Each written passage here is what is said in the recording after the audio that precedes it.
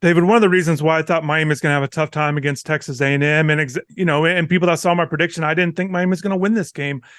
It's because I thought the passing offense of Texas A&M was going to essentially overwhelm Miami with what we saw last year with the pass defense.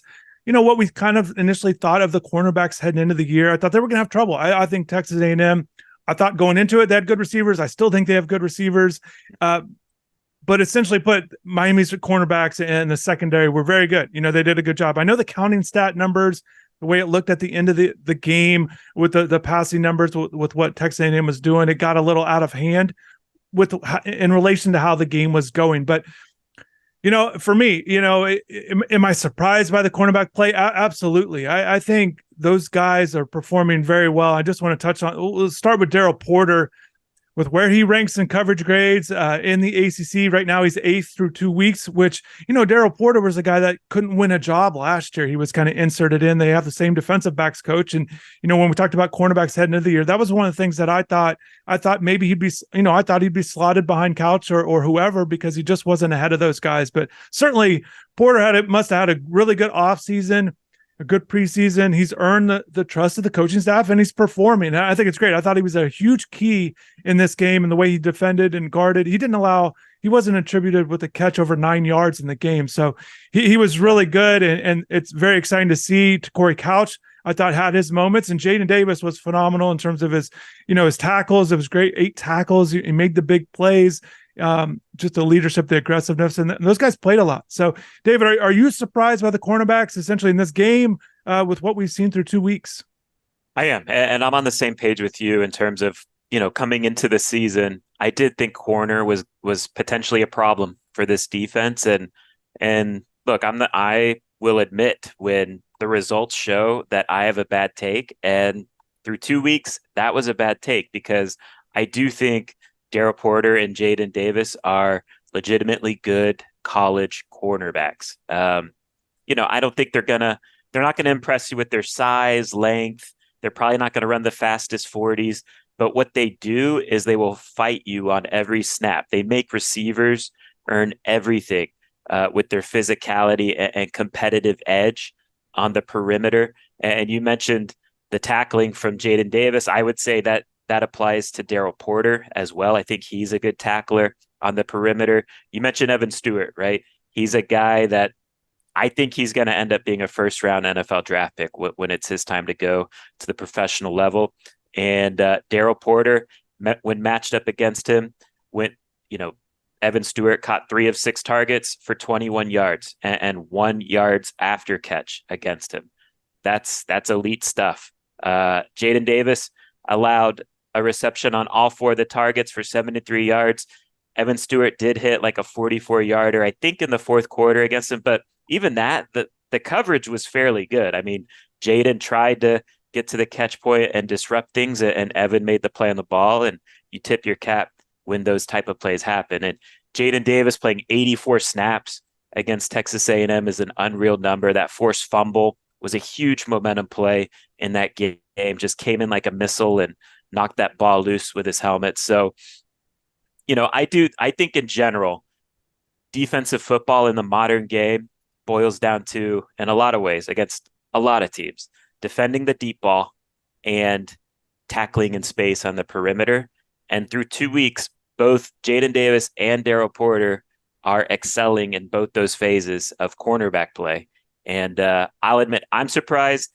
And quite frankly, I think you compare this year's group to last year's group, Tyreek Stevenson and DJ Ivey, who both were selected in the NFL draft. And look, the NFL draft is a lot about potential, and they certainly have more intriguing size, speed dynamics than Daryl and Jaden. But if you asked me which duo would I pick to go win a college football game today, I think I'm riding with Daryl and Jaden, and I didn't see that coming in fall camp. That's interesting that you say that. And first, let's put up this graphic here and show people how how Pro Football Focus graded the coverage grades of the cornerbacks. And you can see right here, and the snap counts are high. You can also see the coverage grades, and we use Pro Football Focus. Again, with PFF, you take it for a grain of salt, but this is the grading performance stuff that we get. And I think they do a great job with their analytics. I know Miami internally with their staff, they do their own grading, but this is what we have. And I think this is impressive with Porter's coverage grade. And maybe you don't see the 90 or anything like that, but this is a good grade in this game once again. And yeah, that surprised me in terms of the snap counts. As you mentioned, they're running with these guys, and they're doing that all across the board. And I think that's what's great about week 2. You knew it was going to be a good opponent, so you're going to see how things dwindle down, and we saw a lot of rotation stuff happen there. David, it's interesting you say that about the cornerbacks of last year. For me, Stevenson is one of those guys. I still want to see more from the corners. Would I take this group? But certainly you have to like what you see. But with Stevenson, those rough games against Middle Tennessee and North Carolina, I thought he was much better in the last half of the season. But certainly with where Miami's season was, did he make enough impact plays and those kinds of things? One thing too with Stevenson, he had a season high 5 tackles last year, and just put that in perspective because he's known as a big physical corner. And again, Jaden had 8 this last game.